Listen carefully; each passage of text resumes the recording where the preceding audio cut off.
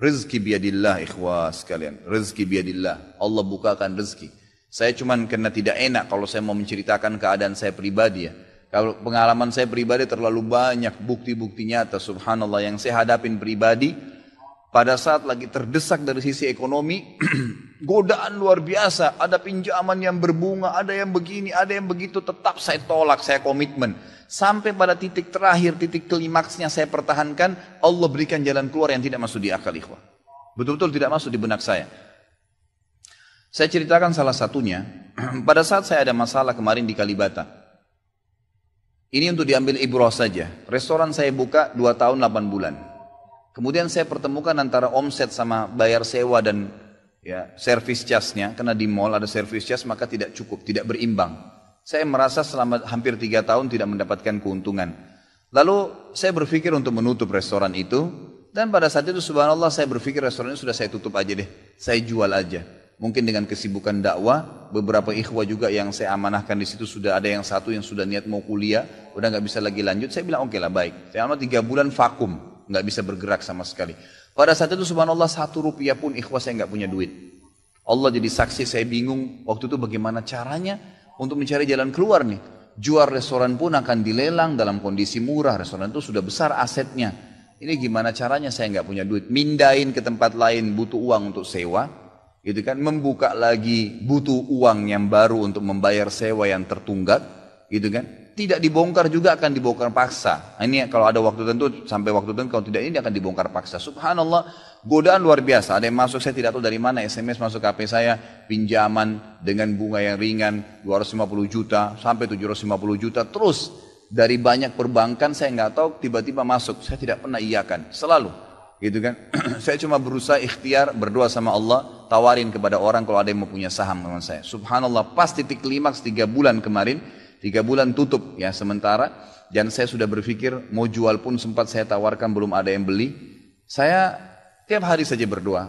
Di masjid ini saya kedatangan seseorang, jemaah pengajian saya, bukan jemaah pengajian sebenarnya, dia rutin mengikuti ceramah kita ya yang diupload di YouTube dan tinggal di Paris. Orang Indonesia, orang kita tapi tinggal di sana.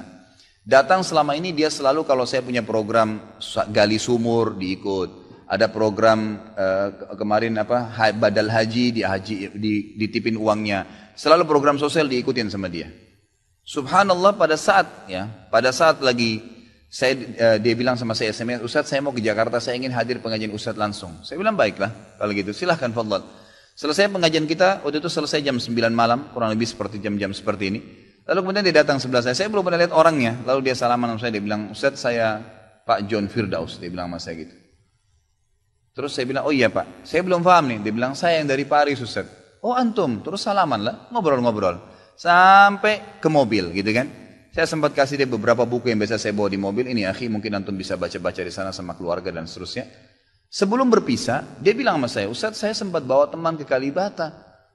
Kok saya mau ajak makan tutup tempatnya Ustaz? Oh iya ceritanya ada tunggakan pembayaran yang belum saya bayar dari sewanya karena tidak cukup antara omset penjualan dengan ini. Oh gitu Ustaz iya. Kira-kira butuh berapa biaya? Saya bilang mungkin saya butuh sekitar 250 juta untuk memutar kembali restoran ini. Karena butuh ada tunggakan 168 dan saya harus dengan biaya operasional sekitar 250 juta. Rencananya memang saya mau buka saham kalau memang ada yang mau masuk. Dia bilang sama saya tiba-tiba ini cuma mau berpisah di sini di depan masjid ini dia bilang sama saya, Ustadz kalau Ustadz bilang, saya baru saja kemarin masukin anggaran dana saya 400 juta di satu perusahaan. Kalau saya tahu saya akan ikut sama Ustadz. Ya sudahlah akhi, qadarullah nggak apa-apa gitu kan. Tapi kalau emang Ustadz mau, saya coba pikirkan nanti saya pertimbangkan. Kira-kira berapa? Saya bilang saya akan buka saham 250 juta itu 10% dari omset antum akan ambil. Karena aset restoran sekarang 2,5 M. Baiklah, dia bilang sama saya gitu. Saya pulang ke Paris ini, hari Senin saya berangkat. Saya bicara sama istri, saya langsung kasih berita ke Ustadz, lalu saya kasih. Baiklah saya bilang kalau begitu. Dia pulang, subhanallah, saya pikir ya sudahlah. Ini mungkin dia mau pertimbangkan lagi. Malamnya, pada malam itu juga, dia tiba-tiba SMS ke saya, dia bilang, Ustadz setelah saya musyawarah sama istri, saya akan transfer ke Ustadz dengan jumlah 250 itu. Supaya bisa bergulir dan saya siap mengambil 10%-nya. Gitu kan, saya sujud syukur kepada Allah, alhamdulillah ada jalan keluar gitu. Subhanallah saya ke Kalibata, saya bicara besoknya sama GM-nya, saya ngobrol, ini gimana jalan keluar, saya sudah ada duitnya sekarang dan mau diputar. Oh udah gak bisa Pak Khalid, ini kan sudah 3 bulan vakum, udah gak bisa, harus Dibongkar, udah tutup, nggak bisa lagi. Kalau Pak Halid mau pindah tempat lain silakan. Atau mau buka sini kembali harus ganti nama. Baiklah, saya coba kembali kepada Allah SWT lagi berdoa, ya Allah berikan petunjuk, ada apa sebenarnya ini, bagaimana jalan keluarnya. Hati saya subhanallah cenderung untuk keluar, gitu kan. Udahlah mungkin saatnya untuk keluar dari situ, karena memang selama ini ada teman-teman saya berikan masukan juga yang sering datang, akhi di sini parkiran susah, akhi di sini kadang-kadang tidak ditahu dan seterusnya, lebih baik kalau ente keluar.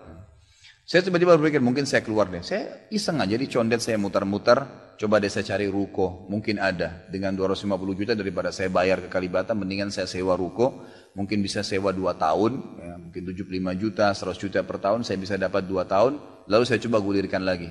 Dengan izin Allah, di depan rumah, di Jalan Raya Condet itu dekat rumah orang tua saya, ada 1 ruko, 2 ruko disambung, 3 tingkat, dan ruko itu bekas travel haji umroh, gitu kan. Pas dipasang spanduknya disewa, dikontrakin, gitu kan.